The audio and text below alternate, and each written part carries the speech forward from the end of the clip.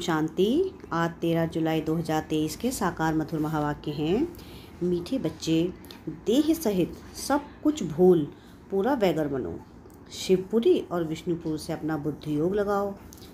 प्रश्न है आज की मुरली का कि किस बात में तुम बच्चों को बाप समान फाजिल बनना है। क्या प्रश्न है आज का कि किस बात में तुम बच्चों को बाप समान फाजिल बनना है। उत्तर है इसका कि जैसे बाबा फाजिल बन बच्चों से कप्पन ले तुम्हें विश्व की बादशाही देते हैं, ऐसे ही तुम्हें भी फाजिल बनना है। जगह जगह पर गॉडली यूनिवर्सिटी खोल दो। 3-4 ने भी अच्छा पद पाया तो अहो सौभाग्य। सपूत बन सदगुरु का सो करो। कभी भी किसी से पैसा आदि नहीं मांगो। गीत है आज की मुरली का कि बचपन के दिन भुला न देना, आज हंसे कल रुला न देना। ओम शांति। बच्चों को बहलाने के लिए यह सब गीत हैं। बाप दादा और मम्माएँ 2 होती हैं, दादी ग्रैंडमदर और माता।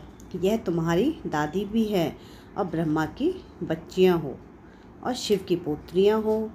मम्मा भी ब्रह्मा की बच्ची सरस्वती हैं, शिव बाबा की पोत्री हैं। बच्चों को संभालने के लिए जगत अम्मा निमित्त बनी हुई हैं। शिव बाबा है बहुरूपी, यह बहुत खेल पाल करते हैं।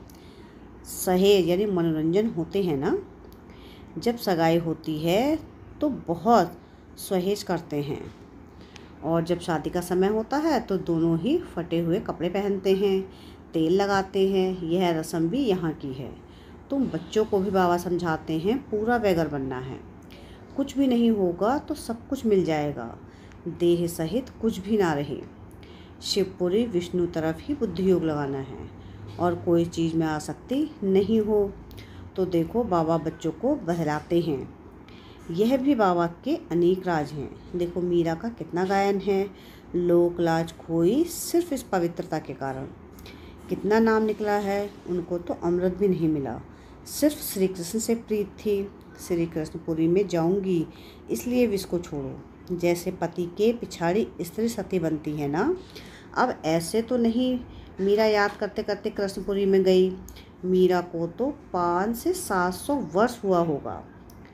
भक्तिन बहुत अच्छी थी, इसलिए कोई अच्छे भक्त के घर में जन्म लिया होगा। उनका नामाचार कितना चला आता है। यह तो भक्त मीरा थी। तुम सच्ची ज्ञान मीराएं बनती हो। तुम आई ही हो सूर्यवंशी चंद्रवंशी महारानी बनने के लिए। भल पहले अनपढ़ पढ़े आगे भरी होते हैं, परंतु महारानी तो बनेंगी ना। अगर बचपन को भूल हाथ छोड़ दिया फिर तो कभी नहीं महारानी बनेंगी और ही प्रजा भी कम पद पाएंगी।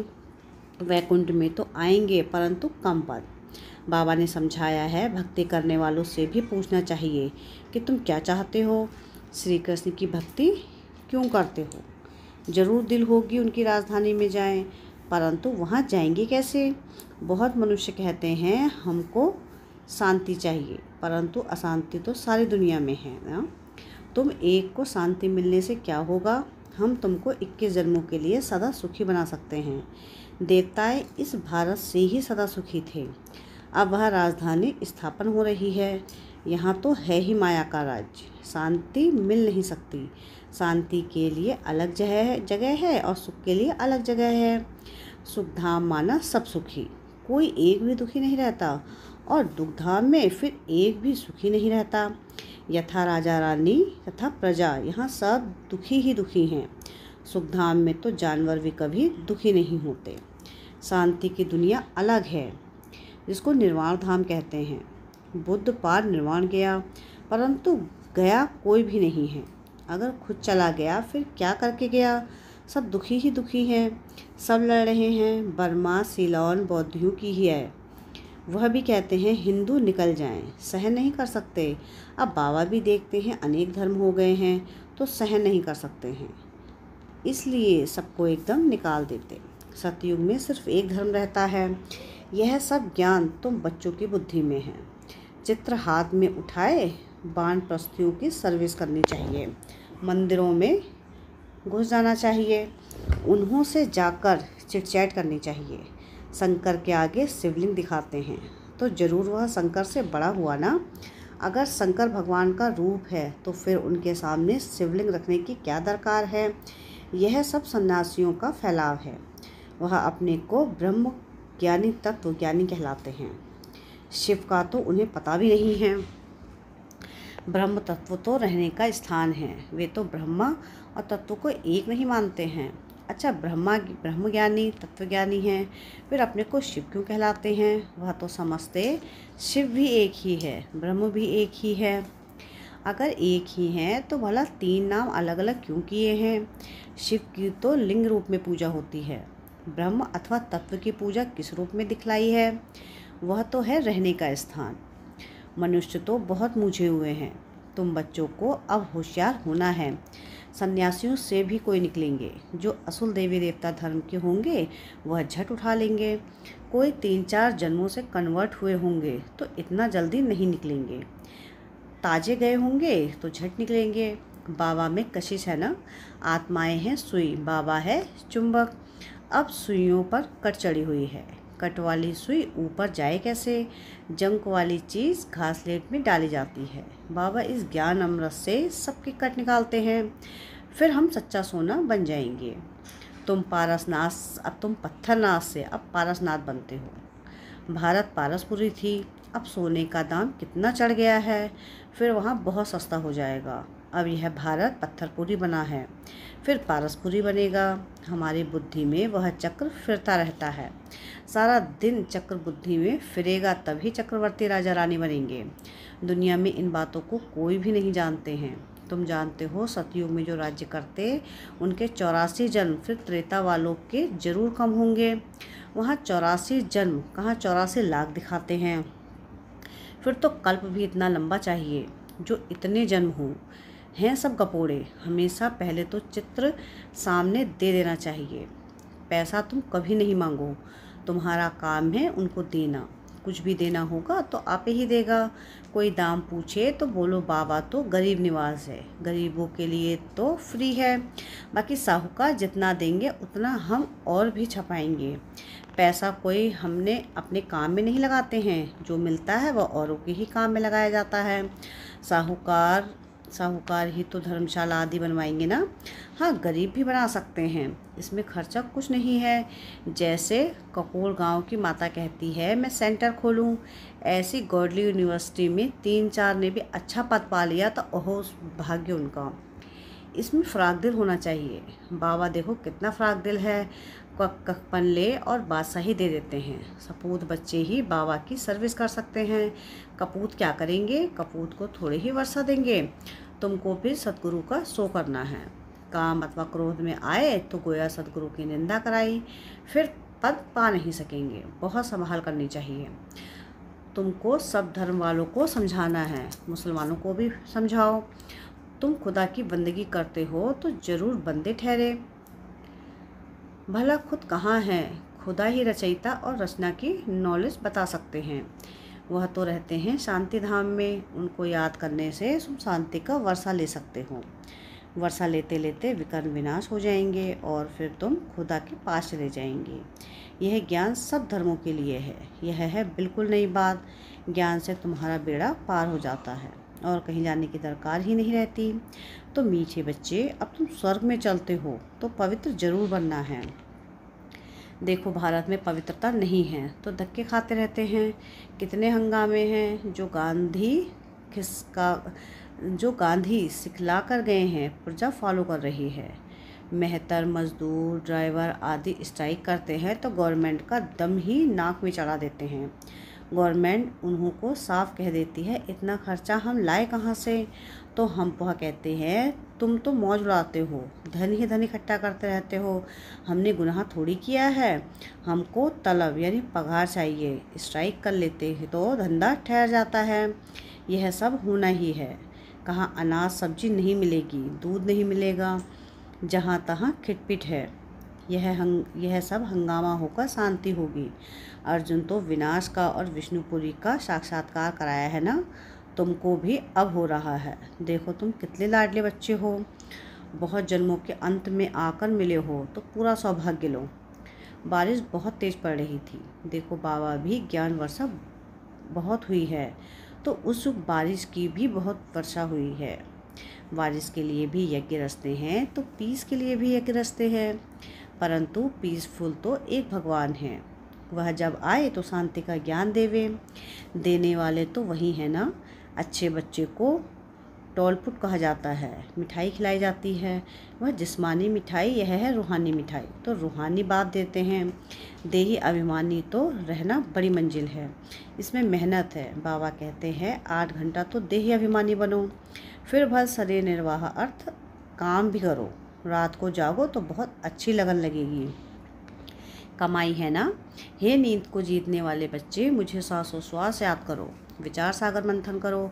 रात दिन जितना योग में रहेंगे विकर्म विनाश होंगे। जितना जितना ज्ञान का सिमरण करेंगे उतनी कमाई होगी। बाकी सर्विस तो बहुत है। बाबा से पूछेंगे तो बाबा कहेंगे बैठे रहो, आराम करो, इसमें पूछने की दरकार नहीं। बाबा ने लोक लाज कुल का कुछ ख्याल किया क्या? अरे बात सही मिलती है, बाकी हाँ, हर एक का अपना अपना पार्ट है। फिर बाबा से पूछना है, हर एक को अपनी अपनी राय पूछनी है, क्योंकि हर एक का कर्म बंधन अलग है। पैसे हैं तो अलौकिक सर्विस में सफल करने हैं।